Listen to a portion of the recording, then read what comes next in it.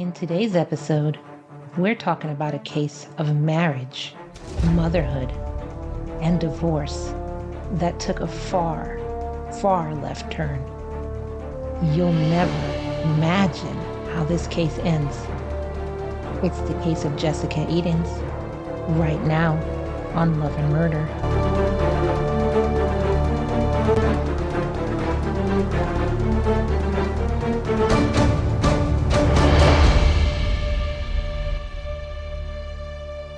Welcome, everyone. Welcome to a new episode of Love and Murder, the weekly true crime podcast discussing relationships gone terribly wrong. I am your host, Kai, and our show discusses true crime cases told in the form of a story with mystery and suspense.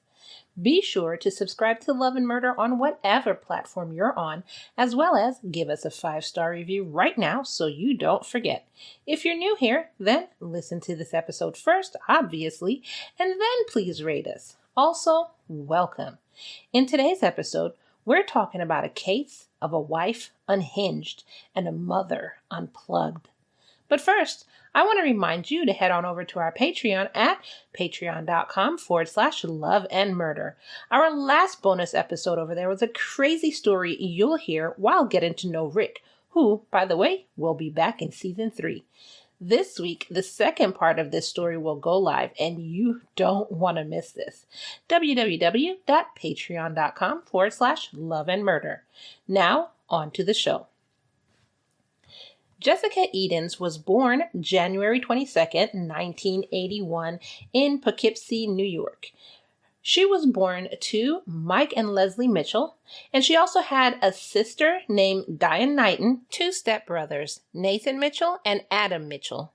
She also had a son, Hayden, who was born on November 19th, 2007.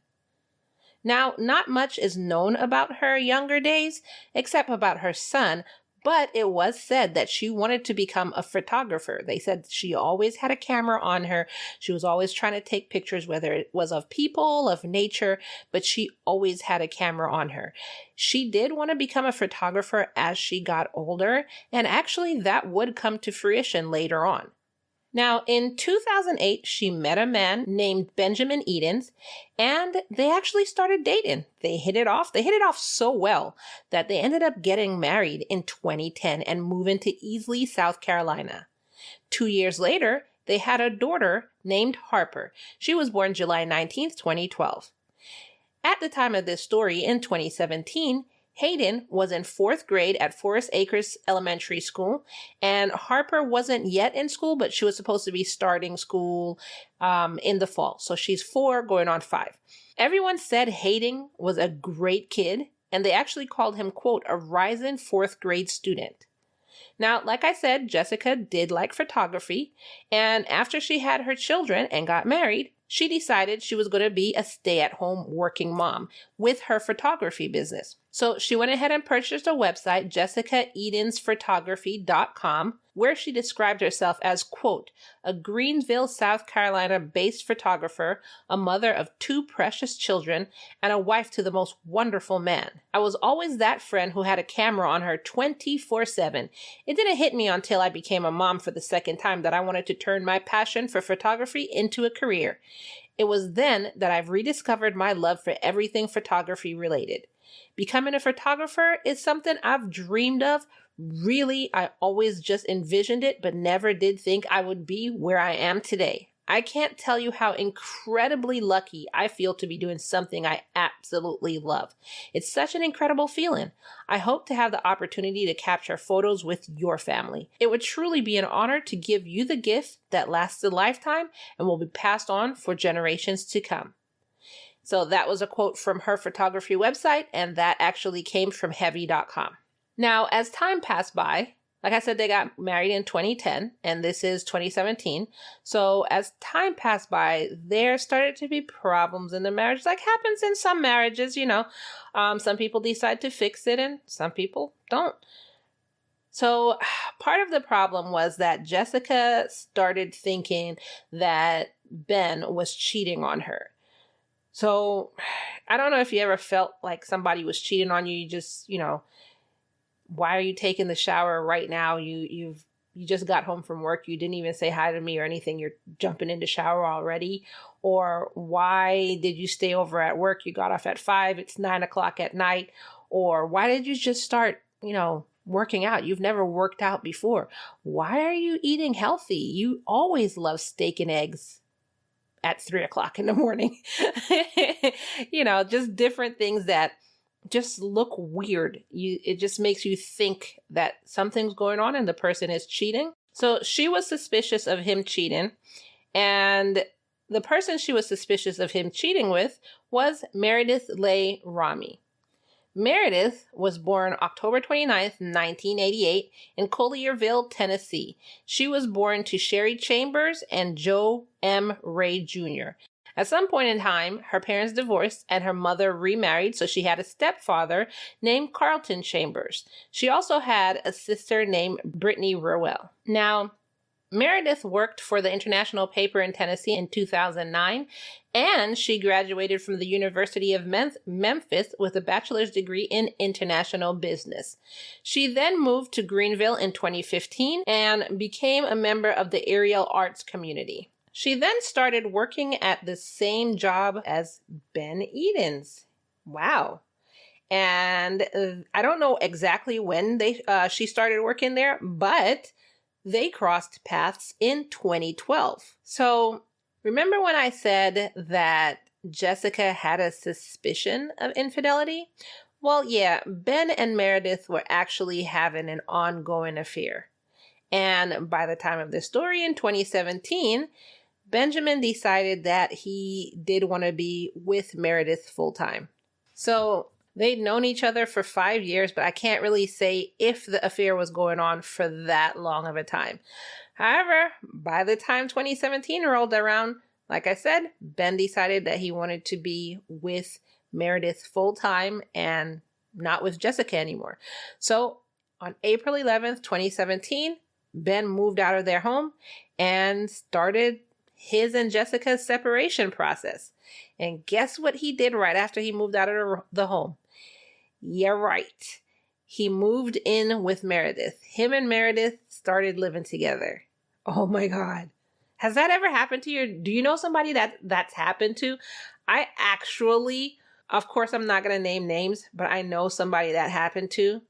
They moved out and literally the next day, the other person had somebody in the house. Can you imagine that? So maybe Jessica kept hope alive, like she just wanted her family back. She wanted her husband because she still loved Ben. She didn't want to be away from Ben. And she probably still had hope that they were going to be a family. And she actually started harassing Meredith, like calling her a homewrecker, just slandering her all over social media. But instead of her family getting back together, Ben decided to file for divorce. And not only file for divorce, but a horrible custody battle started. Because Jessica then wanted full and sole custody of their daughter. But, of course, Ben, being the father, he didn't want just her to have sole custody. He wanted to have joint custody. So they started fighting over this. Also, on July 11th, when Benjamin filed for divorce and joint custody, he also filed an affidavit that said Jessica was using the children as a weapon against him and that she's the one who forced him to file for custody of Harper because she refused to let him see or speak to his own daughter. I don't like when people do that. Just because you're angry with the person you used to be with doesn't mean that you have to take it out on the child. I really don't like when people do that. What do y'all think? In the meantime, while all of this is happening, Jessica is still slandering Meredith all over social media to the point where actually there was a photo of Meredith on this website called homewrecker.com. And the caption for the photo said, quote, "This little girl has no self-respect and no morals." End quote. And another photo on homewrecker.com said, quote, "Remember, homewrecker, that karma is a biaya. Just like you. You will get what you deserve." End quote. So on July 11th, when Benjamin filed for joint custody, he was actually granted visitation rights, which pissed Jessica off. Of course, not only does she want her family back together, but she doesn't want Meredith, the person she hates, to be around her children. Now, because of this and a couple other reasons, both Benjamin and Meredith continuously called the police. Meredith would complain that, Jessica was leaving these messages all over social media about her. She was doing it on Facebook. She was doing it on various sites, like I said, thehomewrecker.com. And she was just saying all kind of stuff about her online. And Ben was complaining to the officers that his soon-to-be ex-wife wouldn't leave his current girlfriend, who he initially was cheating on her with, but, right now they're together, and his almost ex-wife wouldn't leave her alone. She kept harassing her. In turn, it's harassing both of them. Ben was also worried about, his child. Well, let's say his children, because the first child, that's the only father that first child knew. So he was worried about both of them. And he would ask officers to check on the children, check on Jessica, just make sure everything was okay. On July 12th, Benjamin again called the police to go out and check on his children. He said because he was getting disturbing texts from Jessica. And he was kind of worried about everything because, that day they had actually been to court to try and get custody of his daughter. So they were in court that day fighting over that. And apparently he received a disturbing text message, so he wanted police to go and check on his daughter. So the officer went over to Jessica's house to see if everything was okay. And he said that, what he put down in his report was everything was fine. The family appeared normal. And Jessica actually said she was sitting down to watch movies with the children. And actually, at the time he got there, one of the children was speaking with Benjamin at the time. So the quote in the officer's report was, quote, "The family was planning to eat popcorn and watch a movie. One of the children was speaking to Jonathan," end quote. While the officer was there, he asked Jessica if there was any chance that she would be willing to get back with her husband or he was willing to get back with her. And she instead told him that, "No, my husband's been cheating on me and I'm going to expose his year-long affair in court. I'm going to take this to court because he wants partial custody with my child and I refuse to let that happen. And I'm going to show that he was cheating on me this whole time." So that's basically what she told the police officer. So, of course, to the officer, everything was fine. Wrote down his report, wrote down his notes, whatever, and he left. Jessica, on the other hand, kind of felt this was going overboard. And she felt that she, in turn, was being harassed by Benjamin and Meredith. So she decided she was going to file a restraining order. So she actually asked the officer who had come to her house that night, how can she go about filing a restraining order? Can she file it with him? Does she have to go down to the station? Or how can she go about filing a restraining order against him? So all I'm seeing right now is tit for tat. Just tit for tat, tit for tat. Like, she's harassing Meredith. She's harassing Benjamin. He, in turn, I wouldn't say he's harassing her, but he's just worried about the children, really. But she sees it as him harassing her. So it's just back and forth and back and forth and back and forth. And yeah, let me get a restraining order. Oh, let me get a restraining order. Like, just craziness while the children are in the middle of it. And again, I'm not saying Benjamin's at fault because Benjamin is really just trying to make sure that the children are okay. However, he is in the wrong also because he started an affair. Like, if you don't want to be with someone, then break up with them. Don't start cheating on them. Now, one day, while Jessica's family was out of town, she went to their house. She went to the mom and dad's house and got a .40 caliber handgun. She said, because she has no man around or whatever, and she does have 2 children there, and it would be for protection. Now, between July 11th and July 13th, Jessica had started emailing and texting Meredith's friends and family about her affair with Benjamin. She'd actually contacted nearly 35 of Meredith's friends and family. 35 people she went through looking up phone numbers, sending them a text message. I don't know, did she do a copy and paste? Like, how crazy is that to text or email or reach out in any kind of way. 35 people you don't know. So she basically told them, the gist of it was that, you know, she was with her husband. So Meredith was with Jessica's husband. And yes, Ben is still married, but they're together. They're, meaning Meredith and him are together and living together, but he's still married to me. So she went on and sent this to 35 people. You know the anger you have to have, that motivation that you have to message 35 strangers? Then at 11:14 a.m. on July 13, Ben received a text message from Jessica. Quote, "You will have exactly what you want. No wife, no kids. All you had to do was end things with Meredith. Try to work things out with me. But no, you made the decision to not have a family. Now you're going to have to live with that decision." So Ben was like, what the f? So he texts back, "What do you mean no kids? Are you planning to harm them or take them and run?" So, you know, if that was you and somebody saying that about your children, you're about to start texting like crazy. And that's exactly what he started doing. He started texting and texting and texting like, "What are you talking about? What are you saying?" And he was just basically, you know, telling her to explain yourself. What are you talking about? Quote, "Answer the question or I'm going to ask for an emergency hearing to have the kids removed from our custody. I'm dead serious, Jessica." End quote. I don't know if he meant removed from our custody or removed to our custody, but the text said removed from our custody. So, you know, he's basically asking her, "What are you talking about? Explain yourself." And instead, she texts back, quote, "Your life will be better soon." So Ben is like, what the? And he said, quote, "I don't know what you meant by that, but I don't like how it sounds. You need to ask for help." So then she writes back, "This is the hardest thing for me to do, but you have destroyed me. You continue to destroy me. You will not be able to hurt me or my kids anymore. It won't matter after today. No more pain after today." I'm sorry, can you imagine somebody has your child and that's the kind of text you get? "I will run every red light."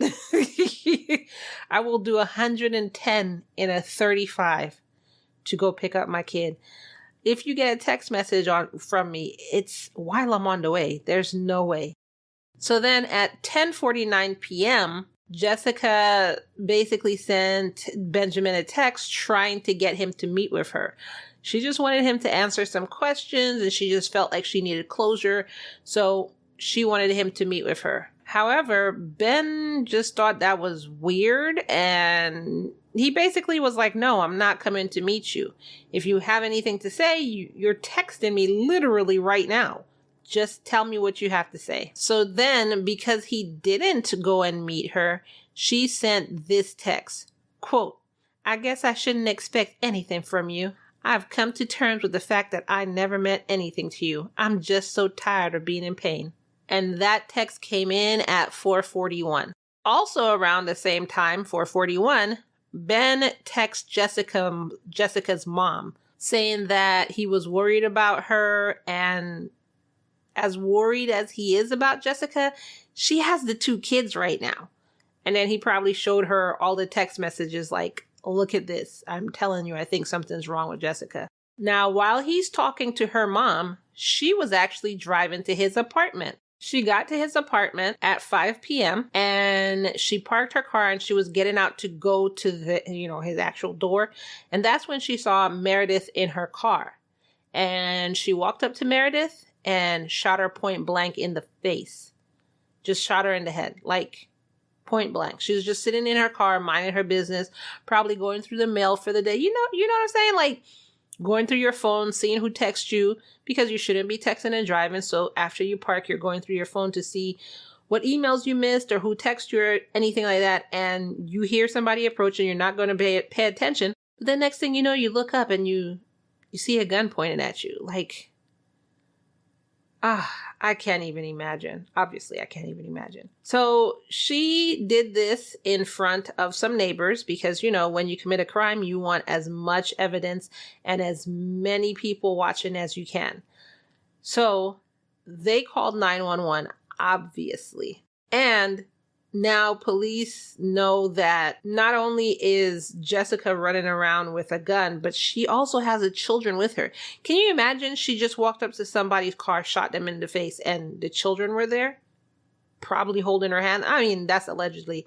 Obviously, I don't think she was holding the child's hand, but the children were still there. They were in the car. So with the witness's description of what the car looked like and what Jessica looked like, the license plate on the car, and now the extra motivation of knowing that 2 little babies are with her, police start this frantic, just crazy investigation looking for her and the children, mainly the children, and they actually found her 2 hours later. She had actually driven 7 miles back to Easley. Now, while they're searching for Jessica and the kids and the car, she called Ben one more time. And what she said to him this time was that, quote, "Everyone you love is gone. I'm about to be gone too." And then she hung up. Can you imagine that? I can't even. So in looking for the Jeep, it took 2 hours, again, like I said before. And a witness said that they did see the Jeep and investigators came to check it out. And according to the report, quote, "The Jeep was backed up against a chain link fence. The doors were locked and the engine was running when deputies arrived and saw 3 unresponsive people inside. Each had been shot once near the head or neck area," end quote. So basically what happened was Jessica started texting Ben at 11 something. I guess with everything that was going on and his answers to her texts, she kind of snapped. So she went to his apartment and she was trying to get him to come too. She went to his apartment. She shot Meredith. She was probably trying to get him to come to shoot him. And then she drove away and backed her car against a chain link fence, locked the doors, and proceeded to shoot the 2 kids and herself. She shot a 5-year-old, and I think, a 9-10-year-old, and herself. Quote, "Miss Edens developed a plan in the next couple of days that she felt would cause everlasting consequences for her husband, Benjamin Edens," end quote. By the way, the gunshot wounds they found were all in the head. So she shot everybody in the head, including herself. So during the investigation, the police investigation, it turned out that not only was Jessica trying to file a restraining order against Ben, but Ben was actually trying to file a restraining order against Jessica because, nobody asked how did she know where he was so she can go there and kill Meredith. But apparently she just kept popping up at his place. Just kept popping up. So he was trying to file a restraining order against her. Maybe she was doing it to him in retaliation, not that he was actually, I didn't believe anyway that he was the one who was bothering her. But I think he started filing a restraining order, and then she decided that if you're going to file a restraining order, then I'll file a restraining order against you first. That's probably what happened. So remember I said back on July 11th, she took her parents' handgun?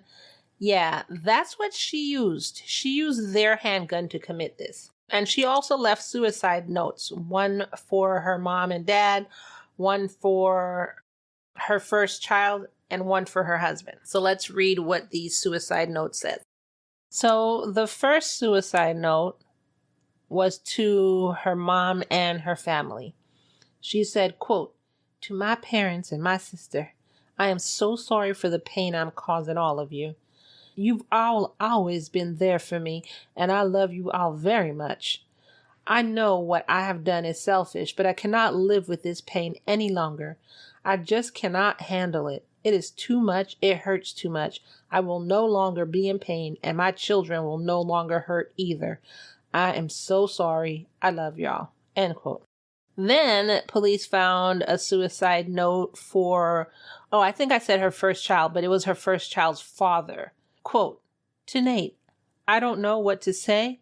You gave me my first child. I will forever be grateful because of you.